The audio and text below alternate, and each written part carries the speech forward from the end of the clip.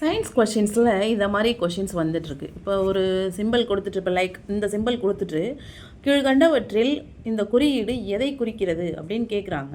Which of the following is mentioned இந்த பிக்சர்னு கேட்குறாங்க. ஸோ இதுக்கு வந்து மின்கலன், தொடர் மின்கலன், தொடுசாவி திறந்தது, தொடுசாவி மூடியது 4 ஆப்ஷன் கொடுத்தாங்கன்னா நம்ம எதை சூஸ் பண்ணுவோம் அப்படின்னு பார்த்தோன்னா, இது வந்து ஆக்சுவலாக நமக்கு வந்து மின்கலன். அதாவது இது வந்து ப்ளஸ் பாயிண்ட் வந்து எப்போவும் பெருசாக இருக்கும். பெரிய கோடு வந்து ப்ளஸ் பாயிண்ட்டு, சின்ன கோடு வந்து மைனஸ் பாயிண்ட்டு. ஸோ இதை மாதிரி சிங்கிளாக இருக்கிறது வந்து மின்கலன், அதாவது செல் அப்படின்னு சொல்லுவாங்க. அப்போது தொடர் மின்கலன் எப்படி இருக்கும், அதாவது சீரிஸ் செல் அல்லது பேட்ரி, அது எப்படி இருக்கும் அப்படின்னு பார்த்தோன்னா, 2-3 செல்கள் சேர்ந்தது தான் பேட்ரி, சீரிஸ் செல் அப்படின்னு சொல்லுவாங்க. இப்போது இந்த மாதிரி நிறைய இருக்கும். இது மைனஸ், இது ப்ளஸ். இது வந்து பேட்ரி அல்லது சீரிஸ் செல் அல்லது தொடர் மின்கலன். இது கொடுத்து ஒரு டைம் கேட்டிருக்கிறாங்க. மேபி இதை கொடுக்கறதுக்கு கூட சான்சஸ் இருக்குது. அடுத்தது தொடுசாவி திறந்தது, அதாவது ஓப்பன். ஸ்விட்சு ஓப்பனில் இருந்ததுன்னா நமக்கு கரண்ட்டு வராது. அது எப்படி இருக்கும் அப்படின்னு பார்த்தோம்னா, ஸ்விட்ச் வந்து இப்படி ஓப்பன் ஆகிருக்கும், இதில் டச் பண்ணியிருக்காது.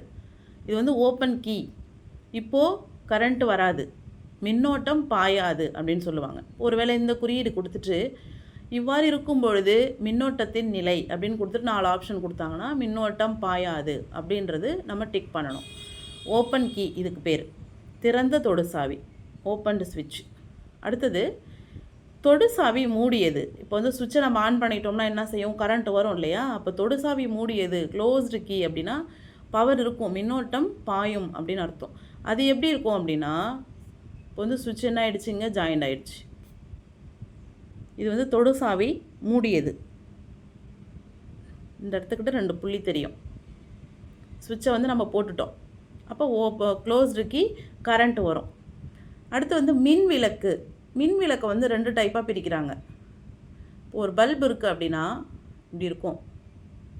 இப்படி இருந்துச்சுன்னா இப்போ வந்து என்ன செய்யுது, ஆப்ஷன் ஏ மின்விளக்கு ஒளிர்கிறது, ஆப்ஷன் பி மின்விளக்கு ஒளிரவில்லை, ஆப்ஷன் சி மின்விளக்கு போடப்படவில்லை. அதை மாதிரி ஏதோ கொடுக்குறாங்கன்னு வச்சுப்போம் சம்திங். நம்ம இதுக்கு என்ன போடுவோம் அப்படின்னா மின்விளக்கு ஒளிரவில்லை. அதுவே இப்படி கொடுக்குறாங்க, இப்படி இருக்குது பல்பு, ஆனால் இப்படி கொடுக்குறாங்க. ஸோ இப்போ வந்து மின்விளக்கு ஒளிர்கிறது, பல்ப் க்ளோயிங். இது பல்ப் டஸ் நாட் க்ளோ. பல்பை பொறுத்த வரைக்கும் இந்த 2 சிம்பிள் வரதுக்கான சான்சஸ் இருக்குது. அடுத்தது இணைப்பு கம்பி, வயர். வயர்னால் நமக்கு தெரியும், அவ்வளோதான். இது வயர். ஸோ இந்த இடத்துல இங்கேயும் நம்ம வந்து டிஃபர் பண்ணி பார்க்கணும். பிளெயினாக இருந்துச்சுன்னா அது வயர், ஓகேவா.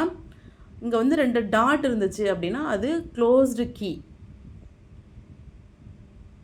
ஸோ இந்த சிம்பிள்ஸ் கொடுத்து அதுக்கு ஆன்சர்ஸ் கேட்குறதுக்கான வாய்ப்புகள் நிறைய இருக்குது. ஏன்னா பேப்பர் 2லேயும் இது வந்திருக்கு, பேப்பர் 1லேயும் வந்திருக்கு. அது அப்படியே நமக்கு புக்கில் கொடுத்துருக்குறாங்க பாருங்கள். மின்கலன் அப்படின்றது இது குறியீடு இப்படி இருக்கும். பெரிய செங்குத்துக்கோடு நேர்முனையாகவும் சின்ன செங்குத்துக்கோடு எதிர்முனையாகவும் இருக்கும். எப்போவுமே எங்கே நம்ம செல் பிக்சர் பார்த்தாலுமே பெரிய கோடு ப்ளஸ் பாயிண்ட்டு, சின்ன கோடு மைனஸ் பாயிண்ட். தொடர் மின்கலன் அப்படின்னா மின்கல அடுக்கு, அதாவது பேட்ரி இல்லைனா சீரிஸ் செல், அது இந்த மாதிரி இருக்கும். தொடுசாவி திறந்தது, ஸ்விட்சு ஓப்பனில் இருக்குது. அப்போ தொடுசாவி ஓப்பனில் இருந்தால் கரண்ட் வராது. தொடுசாவி மூடியது, ஸ்விட்சு க்ளோஸ்டாக இருக்குது, அப்போ கரண்ட்டு பாயும், கரண்ட்டு வரும். மின்விளக்கு ஒளிரவில்லை, மின்விளக்கு ஒளிர்கிறது. இணைப்பு கம்பி மின் சாதனங்களை இணைக்க பயன்படும். இது அப்படியே ஒரு ஸ்க்ரீன்ஷாட் கூட எடுத்துக்கோங்க, இல்லை இப்போ இதை படிக்கிறது கூட நமக்கு பை ஹார்ட் மனசில் பதிஞ்சிரும்.